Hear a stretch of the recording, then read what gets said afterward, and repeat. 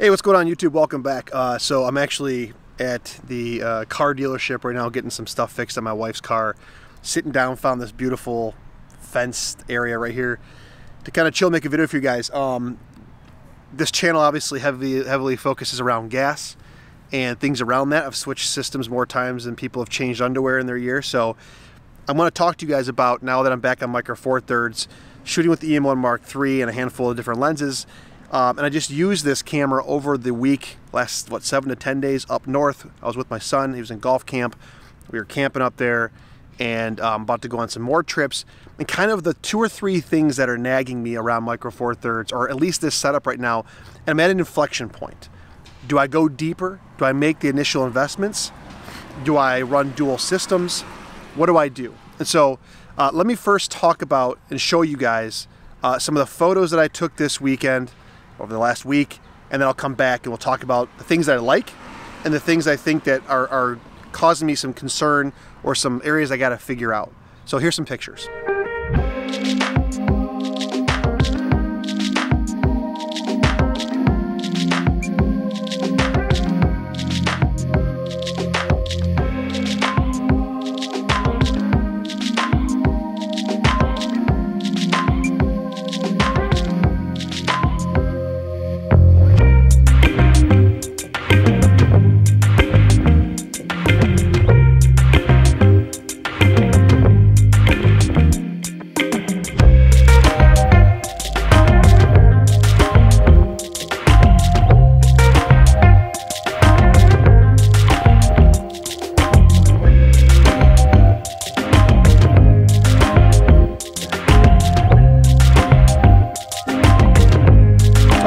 Pictures I took over the last 7 to 10 days.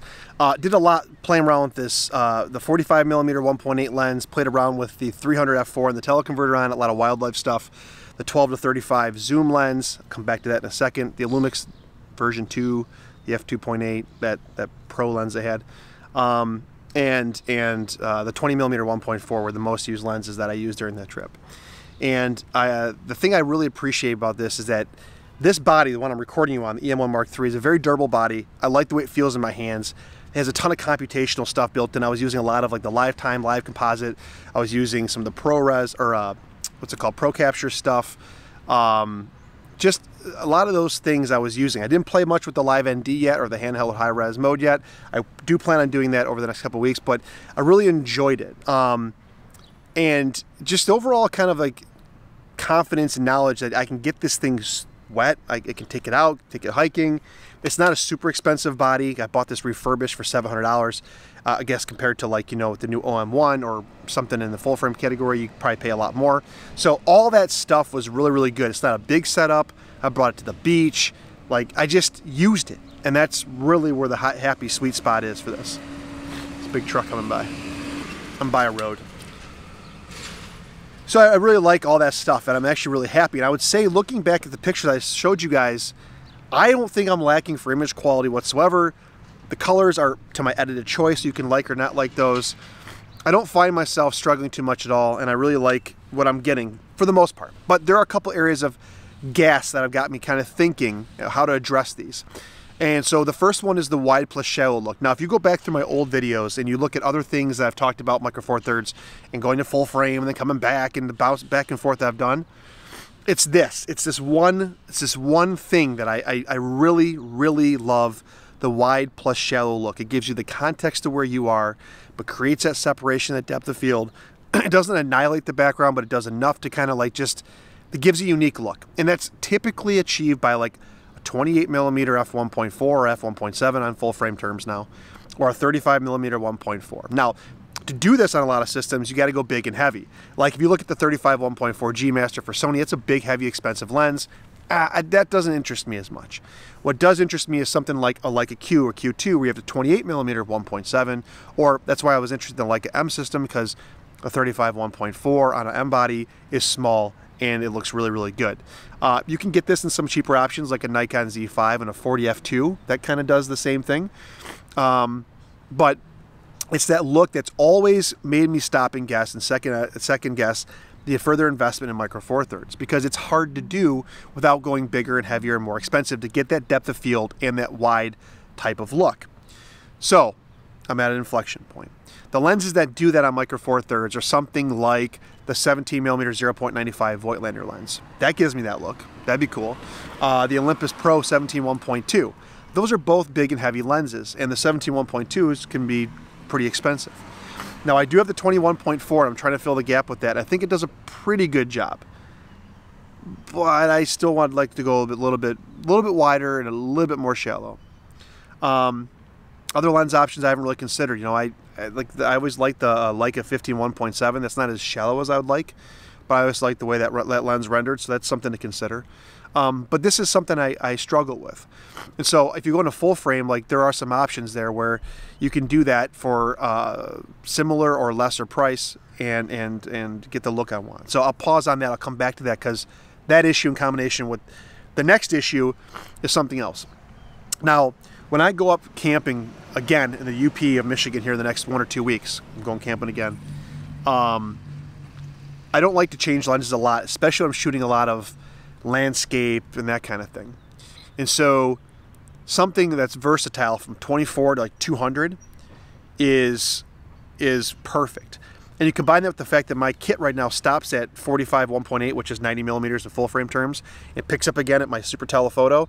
I have a big gap in that like 70 to 200, 70 to 300 range. And so I've got some options I got to think about. Do I want to go invest in a 12 to 100 f4 Pro lens? Awesome lens, like one of the best super zooms there is out there. Do I want to get into something like cheap fat plastic fantastic, like the 40 to 150, that little f4 to f5.6 Olympus lens, $99 lens, it's cheap. Or maybe like the Panasonic Lumix 35 to 100, something like that. Or even find a 35 to 100 f2.8 Lumix lens. Right, so I could use the 12 to 35, the 35 to 100. That would do probably 90% of my photography. Throw a fast prime in there, 3 lenses. You're pretty much done outside of like the telephoto for wildlife stuff. I've thought about that. Or I go the 12 to 100 route. Now, the reason why I bring that up is because in the full frame world, there are equivalent lenses that kind of get it done. Of course, at bigger but cheaper options. For example, a Sony A7 IV, let's use that as a body example, and you throw the Tamron 28 to 200 on there, that's an f2.8 to 5.6 or 6.3, I forget. That's a $700 lens. It gets good reviews, minus some purple fringing chromatic aberrations. That's an option, and it's cheaper than the 12 to 100.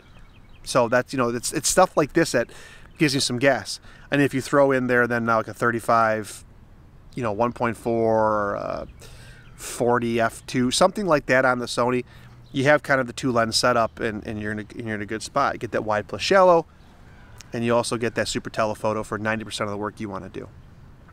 And so these two kind of questions have always thrown gas, and they're back again after this last weekend because I was happy with most of the 21.4 shots. Like a little bit wider, like a little bit more shallow, and so it starts drumming up these questions. And I'm at a point where I need to go deeper. Now the last piece, this is actually what started all this, is shortcomings of the EM1.3 that can be overcome by just better technique or by just chalking up to, hey man, you're not a professional, just go enjoy the camera. Is when I was shooting with the EM1.3, there are 2 instances where the autofocus system is just not intelligent enough. Not to say that the phase detect autofocus isn't good enough, it's just not intelligent enough. And that would be birds in flight. Now I try to keep it on like a 3x3 or a 6x6 grid. I think it's 3x3 grid. Unfortunately, the camera, the hit rate's pretty mediocre. If you put a bird or an animal through some weeds or like whatever, the algorithm's not intelligent enough to understand that you're looking for that animal, and it'll focus on the closest thing. So a lot of times, and thank God for this, on the 300 f4, I would click it manual focus, and I would do my focusing that way. Or I would go dive into the menu system and get off of that 3x3 grid, and I would go into single point autofocus. Now, unfortunately, the problem with that is, as the animal moves, I have to move the joystick or move the camera, so there's a lot of technique involved there. Or the moment's already occurred, and I'd missed it by changing settings or whatever. The OM1, I think, solves that with its bird and animal detect. I think it's smart, intelligent enough. It's got better autofocus with the stack sensor. I think that fixes it. The problem is, you dive into a more expensive camera body. This EM1.3 is $700, refurbished. That's good value.